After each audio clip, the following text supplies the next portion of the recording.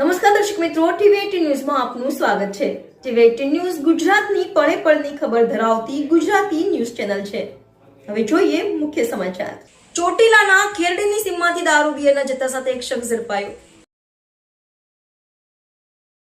સ્થાનિક પોલીસના ધારામાં રાખી એલસીબીનો દરોડો, દારૂ, બિયર, બાઇક, મોબાઈલ સહિત કુલ ₹8.10 લાખનો મુદ્દામાલ કબજે કરાયો।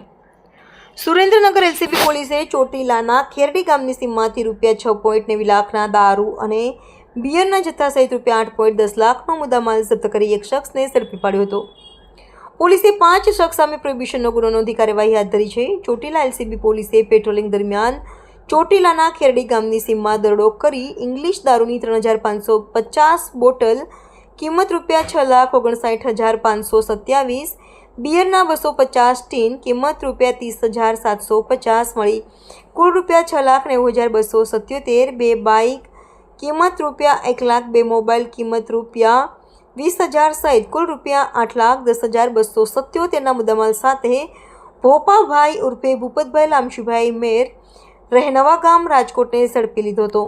જ્યારે અન્ય આરોપીઓ ભરતભાઈ રાઘવજીભાઈ દુમાદિયા રહે ખેરડી તાલુકો ચોટીલા, 2 વ્હીલરનો ચાલક, એક મોબાઈલનો ધારક અને ધવલભાઈ રસિકભાઈ સાવલિયાની સંડોવણી બહાર આવતા ઝડપાયેલ શખ્સ સહિત હાજર મળી ન આવેલ તમામ વિરુદ્ધ પ્રોહિબિશન એક્ટ હેઠળ ગુનો નોંધી કાર્યવાહી હાથ ધરી છે।